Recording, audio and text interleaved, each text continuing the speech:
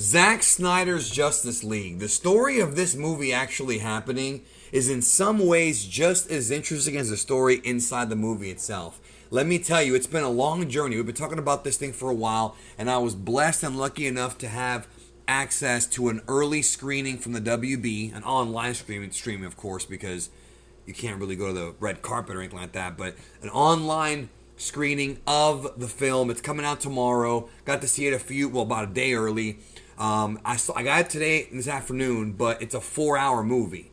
And that's the thing about this movie, is it is legitimately 4 hours long. And that's a lot for some people, okay? That's like a whole afternoon, okay? But here's the surprising thing about Zack Snyder's Justice League.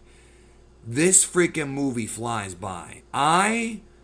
Upon first viewing, and I just got done watching it right now, I gotta say I was very impressed. I took notes. Right now, as it stands, this is actually my second favorite Zack Snyder film ever. And I'm not kidding when I tell you that, yo. I'm not even joking around. My favorite is Dawn of the Dead. And I know some people are going to say, what about Watchmen? Well, I haven't seen Watchmen in 13 years, and I never saw a director's cut. So I need to see that version, which is also 4 hours. The thing is, look, this movie is long, okay? They should have divided up into part 1 and part 2. I know the original plan was to do that. But this movie was quite long because, unlike the MCU, they didn't have Cyborg and Flash's solo movies out before, or planned even. I mean, they were talking about them, but they didn't come out or even go into production before this one was even beginning to get shot. So you didn't have that movie to tell the backstory. So they had to tell the backstory of Barry Allen and of Victor Stone in this film. Now, I took notes, so I want to discuss some key points in the film. Now, as far as spoilers go, okay, let's talk about this for a minute. The thing about this movie is that the plot is relatively the same as the original. So if you've heard that before, yes, the plot is very similar, but it's a very different movie. You're probably wondering, well, how is that even possible? No, it is possible because the execution of the film, the way this was edited. The thing about this movie is that it's about 90% footage that was already shot like 3-4 years ago, right? Some of it even 5 years ago. And it was all about the editing. Could this be edited together well to actually keep me interested? And it did keep me interested. I didn't think it would. I honestly swear to God was going into this thing expecting it to be boring. Like, I really was, because I'll be honest, BVS was boring. And parts of Watchmen were boring. Like, Zack Snyder is a great visualist when it comes to like action sequences and things like that, and he's definitely a DC fanboy. You can tell by his interviews he's a legitimate fan of this stuff, right? Whether or not you like his direction is irrelevant, but you may be pleasantly surprised to find out that what he did with Superman in this movie was hugely different than BVS. He kind of made up for BVS a lot in this film, and I mean a lot. Like, people who were like, well, Superman should be hopeful, and comic book fans always say that, the comic book aficionados. In this film, Superman was very hopeful, and we're going to get to that here in a minute when I go into details, but there's a lot of things about this movie. So as far as spoilers go, there's not much in the way of spoilers that differ except for certain key elements that I'm going to purposely leave out of this review, like specific story notes. But I'm going to tell you this right now. There's about 4 or 5 different things about this film that set up a sequel. Are they going to do a sequel? Will Zack Snyder be in charge of that sequel? Will he at least direct or write the sequel? Will he be a producer on the sequel? We don't know yet. We don't know. There was that story about how he won't be involved in DC anymore. But I feel like after this movie, yes, he should come back and do Justice League Part 2. I never thought that I would say that, I swear to you, because I did not like BVS, and the theatrical Justice League was kind of mid. I only saw it once in theaters. Never really cared to see it again. This movie I'm not going to be watching again soon because it's very long, but I am going to see it again and enjoy it because it is pretty enjoyable. This is better than BVS. I thought it was actually slightly better than Man of Steel, honestly. Slightly better. Well, actually, no, I liked it a lot more than Man of Steel, honestly. There are things about Man of Steel I like too. It has a lot of heart, but I like this one a bit more. And, I really did. And, I don't think it's as good as Wonder Woman or Shazam, but those are like the outstanding DC films. But this one's definitely right up there. Like, I don't think it's as good as the Avengers, the Joss Whedon Avengers, but it definitely is better than the Avengers. I'm sorry, than the Justice League that Joss Whedon did. Okay. So a couple things I want to point out here real quick. Just some things that I noticed, how I felt about them. First of all, the opening is very different. That scene where Batman fights the parademons at the beginning of the film in the theatrical is gone from this version. It starts really fast with Batman recruiting Aquaman right at the start. Much more of Lois Lane mourning the death of Superman, and that played into a film later. The bank robbery scene had a different music and tone, the one with Wonder Woman. It was set up a lot better too. It was set up a lot more in the Chris Nolan style, where you see cars pulling up and you're not really sure what's happening, and then you kind of realize, oh, this is what's happening. So that's how it is. I want to say something about Joss Whedon real quick, because people are hammering down on this guy. Listen, whatever this guy did or whatever behind the scenes, I don't really know. We'll talk about just the movies here. And he did, listen, I'm not a fan of theatrical. This movie blows that one away completely. Completely blows it away. All right, way better than theatrical. But he did his job. He was told to cut the movie down to 2 hours, and he was told to make the movie more friendly, more lighthearted. And honestly, he did the best he could, but it was a mistake. It was a mistake, because this movie does have heart.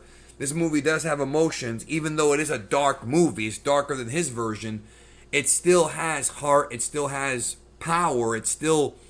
And the backstories for the other characters were very important. Cyborg was nothing in that movie, and he's something in this one. The Mother Box Awakening and the Parademons. First of all, the Parademons look a lot scarier in this version. Now, the version I watched in the movie was a 4x3 version. That's what they gave me. That's what was on the Warner Brothers press site. So, I don't know if it'll be 16:9 when it hits the HBO Max, but it was 4x3 aspect ratio. It was flat screen. I don't know why. Steppenwolf. Oh my God. Steppenwolf is the one character that got a tremendous upgrade in this version. He is so fucking alpha. His voice is amazing. He's in every single way more badass than he was in the theatrical. I mean, like, insanely more. Insanely more. And the way that he lost in the theatrical was embarrassing compared to this. This was much better, and he actually had a story that was interesting. It wasn't just, I'm coming to Earth for the Mother Box and the power. There's a reason he's coming to Earth, right? New God stuff. Steppenwolf was great. Aquaman scene of him like drinking and then going into the water, no white stripes, different song, but instead of talking to Hera, he talked to Willem Dafoe, and that was interesting and unexpected. But we knew that because we knew that he shot scenes for the movie and they ended up getting cut. A lot of stuff was cut from this film, yo. When Whedon got his hands on it, and I'm not blaming him, I'm blaming DC, because they told him to do it. Whedon chopped up this freaking movie, and if it had been at least 3 hours, we would have had probably most of what they talked about here. Steppenwolf talks to Darkseid, which was awesome, and they really did build up Darkseid as a threat. And Darkseid, I guarantee you that the scene where they first showed Darkseid, or they first even mentioned Darkseid, would have gotten a huge pop in the movie theater, yo. It's too bad it never made the theater. This movie was made for the movie theater. The New Gods, Old Gods flashbacks, Darkseid's a freaking animal. They built up Darkseid as being a legitimate powerhouse. A powerhouse. And yes, they are building it up for a sequel. Look, I don't know if they're going to actually do it, but it needs to be done because there's so many things in this film that built up to a sequel, including the Darkseid stuff. Darkseid does not come to Earth and fight the Justice League in this film. I'm sorry to say it, but he doesn't. People already kind of knew this, but I'm just letting you know that he's not coming. But they tease him for a sequel. Steppenwolf is the main villain of this film, and it was very well. There has to be another movie. Also, I forgot to mention, this movie's cut up into 7 different parts. It's part 1, part 2, part 3, all the way to part 6, and then an epilogue. So it's like if Face of Blacks is part 1, part 2. This should have been a miniseries. It should have been a miniseries. It really should have been. It really is long, and it would have. I think with the success of WandaVision and The Mandalorian having these big theatrical franchises come to television streaming services and do so well, I think having this do the same thing would have been fine. But I guess I guess Snyder insisted on it being one big movie, which is fine. I mean, if he wants it that way, it's that way, but it would have worked as a miniseries as well, in my opinion. They don't introduce the Flash till part 3. of this movie, like part 3 of this movie. The scene that introduced him was weird. I didn't like the scene, honestly. The music was weird. A little bit too much slow motion, which is a criticism of this film. This movie had way too much of that slow motion. And I don't mean just with Flash. I mean, like, in the fight scenes are slow motion. And it's kind of getting played out that movies are doing this. And I think, I know why they did it with Flash. Because, obviously he's the Flash, right? But they did it with other people, too, in other scenes. And it was just a bit too much, in my opinion. Nitpicking, but that's what I feel. So the Cyborg backstory in part 3 was well done. The origin was a lot better. The character really does have a big heart, and you do warm up to him. Way more sympathetic of a character, way more, but also awesome in how he gets his powers from his dad, Joe Morton, a.k.a. Miles Bennett Dyson. Barry Allen in this movie, though, is very different from the comic book version, even in the Snyder cut. And that's one thing I will say is that if you're a fan of Barry Allen from the comics, this ain't that Barry Allen, yo. But Batman is obviously a lot more violent. That's just going to be the way it is here. I hate to say it, people nitpick it, but he hasn't changed that much. He's still kind of a violent dude. And, but Barry Allen was drastically changed. But I guess they had to have, like, the young character to relate to people. But they didn't really show him as being, like, too immature. Just, he's more like the jokester, you know what I mean? But a little bit too much, a little bit too goofy. But that's okay, because I know why I did that. So Justice League go into the sewers in part 4, and they have, well, first of all, they have the Steppenwolf fight with Diana in the middle of the movie, and this version is so much better than the one in the previous film. I don't even remember the one in the previous film. I remember that they had a little scuffle, but it wasn't like this. Cyborg and Batman even have a little scuffle. I don't want to get into too many spoilers here, but they do mention the anti-life equation and the multiverse when Steppenwolf spoke to Darkseid. The anti-life equation is going to be a major, major plot point going forward if they decide to continue the DCEU the way it's going. And I feel like it needs to happen because there's way too many loose ends in this movie that are purposely being built up for a sequel. Snyder purposely made this movie to be built up for a sequel originally, and he did it here as well. Easily, you can tell, easily. And it's very exciting because hearing the anti-life equation is stuff right from the comics, stuff that I love. Again, a lot more on Cyborg's origin. There's a scene with Lois and Martha that paint Superman as a total hopeful figure, and that happens throughout the film. Yes, Superman does not appear until later on in the movie. He's not in the movie that much. Don't expect that at all. He's really not. But they built up to his return as this hopeful figure, this savior, and that's literally what he was. And it was cool, and I liked him more in this version than I did in the Whedon version. The Whedon version had that Danny Elfman trying to do the John Williams thing, which is kind of cool, and his appearance, but it just came off really cheesy, whereas in this version, he really was a lot better, and there's no, disappearing mustache CGI thing here. We have an appearance of a very, very awesome DC character who, if you know about the leaks, you know who it is. He also appears in the epilogue and agrees to help the Justice League in the future. And we'll leave it there. If you know about the leaks, you know who it is. If you don't know about the leaks, then you'll find out when you see the movie. But yeah, that was really cool. And I marked out and seeing him at the end and finding out who he is, because he's already been kind of introduced before. It's just that we didn't know. And that really shocked me. That was a big shocker, yo. They actually made the previous films more, like, you can go back and watch BVS now and notice something that we didn't notice before, and we'll leave it at that. Okay, I don't want to spoil it for everyone. I don't want to spoil everything here. I just want to go over some points that I felt. The resurrection of Superman was very strange. Like, I didn't understand it in the theatrical, and I still don't understand it here. The way that, like, they had to use the mother box and fill liquid and all that, it's just really weird. And, like, I got some of it, but I don't think it was very well explained in either version. It was weird. I somewhat get it, and I might watch it again to really see it. That could have just been me, but it just came off, like, convoluted.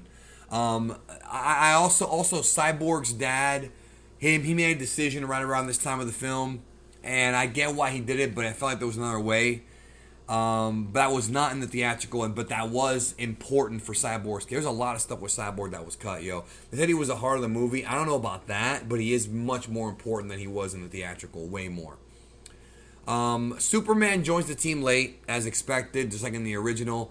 There was a scene, though, where in Part 6, which is called Something Darker, Batman talks to Barry Allen about the dream that he had.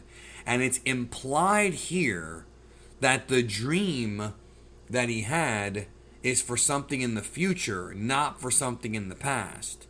In other words, it wasn't just Superman coming back. There was more to it. There was something darker. And that is another tease for a sequel, because when Barry Allen went back in time and said Lois is the key, it wasn't this. It was not Lois being there so Superman can calm down, which was done in this movie, in this version of the film. Even though in this version he doesn't grab Batman and say, you know, do you bleed? Like, that was not in this version at all. It was much different. I don't know what they're alluding to, and I don't know what they actually are, teasing. I don't know what Zack Snyder has in mind for the future, but it's definitely something. He has something planned for a sequel. He had a lot of stuff planned for a sequel, and there's teases to it here. Superman is hopeful all throughout the movie. The finale of the movie is around 3 hours and 20 minutes, and I was not bored. I was honestly not bored watching this film. 3 hours, 20 minutes in, I was not bored. That's a long movie to not be bored at. They managed to cut it to where every other scene had something interesting. It wasn't like a fight scene or anything like that, but it had some kind of backstory, something that told us something about the characters and what was going on. Or they went back to Steppenwolf. It really was edited well, I think, in my opinion. I thought it was edited well, and I thought that it was, because doing a 4-hour movie is tough, yo. You gotta keep the audience invested for 4 hours. It's very difficult to do that, but they had enough dialogue and enough story to where things kind of flow. But again, I still feel like it should have been 2 movies, because it really is like 2 movies worth of material. Like, it really is. Maybe more than that if you really want to be specific about it. So the finale had more of that slow motion. Some of the parts were really hard to follow. I got to be honest. There was a lot on the screen. It was really tough to follow some of the fights with the parademons in the lair of Steppenwolf. It definitely had a different look than the theatrical one. They're very different look. It definitely had a different sort of vibe to it, and it felt shorter, but it wasn't shorter. It was just faster paced. Superman showing up at the end was amazing in this version. I mean, amazing. They did it here better than they did in the theatrical. Way better. The death of Steppenwolf is exactly what the original planned Snyder ending was. I talked about it in a spoiler video on this channel last year. So if you know about that, they did do it here. And no, it's not the one from the theatrical at all. It's the one that sets up a sequel. And what Darkseid actually says does set up a sequel even more. Like I said, there's a lot of sequel setup here that may never happen. And hopefully it will. Hopefully DC will at least let somebody do it. Take Snyder's manuscript and do something with it. Or let him do it. I think that Flash reversed time at one point in the film. I couldn't really... It was difficult to follow, but it looks like he did do that. And alternate timelines were discussed at one point in this film, and the multiverse was, as well as in the finale. There's that dream sequence that Batman has with the Joker is not till the very end of the film, the epilogue, which surprised me. And that epilogue teases something that may or may not happen, right? But it also leads to the other part of the epilogue that I don't want to spoil for y'all, because I want y'all to see it. But that whole sequence with Joker, Jared Leto's Joker, I'm sorry, but it's just a fake Heath Ledger. It's just like Heath Ledger, yo. He really tries to sort of talk like a mix of like the Suicide Squad, Jared Leto Joker, and Heath Ledger.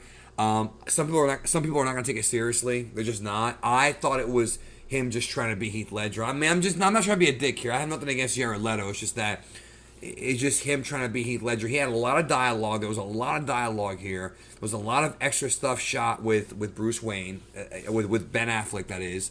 And there was a lot of very unique things that were unexpected But again, it's all teasing something. And Slade Wilson, and it's all teasing something for a sequel. Again, there's a lot of sequel build-up, and the movie ends pretty much with that character showing up again and another build-up to a sequel. So again, this movie, here's the problem with this movie, is that it is 4 hours, and it builds up a sequel that may never happen. I can't sit here and I can't say that as a standalone movie it works that well, because if that sequel never happens, then we're kind of screwed. You can't build up stuff and then not deliver on it. So if the sequel happens, then maybe we can go back and revisit this movie. But I did enjoy this much more than the theatrical. It was actually a good movie. It actually told a good story, surprisingly enough. It did not feel rushed. I mean, I enjoyed it. I'm not going to lie. I enjoyed Zack Snyder's Justice League a lot more than I thought. And if you are one of those people that were totally on the Snyder, release the Snyder cut, you got it. It's not the original cut. There's a lot of things that changed. The original cut had a lot of differences. It just did. And I mean the original one that he was working on back in 2016, right? That was different than this one. I'm telling you that right now. But this one was still closer to his vision. And Zack Snyder's a different person now than he was 5 years ago. So obviously him doing Hopeful Superman and him doing different direction, but still a direction. At least the guy has direction, which the DCEU has not had much of. So hopefully they'll get to finish off the story. And I guess they messed up with BVS. I mean, I didn't like it, but this was a step in the right direction, in my opinion. Not the best movie ever made. It doesn't, in my opinion, come close to like Endgame or anything like that, but it was pretty cool. And Darkseid and Steppenwolf were totally menacing as villains, and the good guys were also pretty cool. Like, I liked what they did with all the characters. Barry Allen was probably the weakest part of the movie as far as his character goes, but Cyborg was fine. Batman was fine. Batman was funny a lot. Wonder Woman was okay. There were some things here and there that, I thought were going to happen earlier that happened later, but overall, I was not disappointed. It was fun. Thanks again for watching my review, and I hope you enjoy the Snyder Cut when you all get to see it, and we'll talk soon.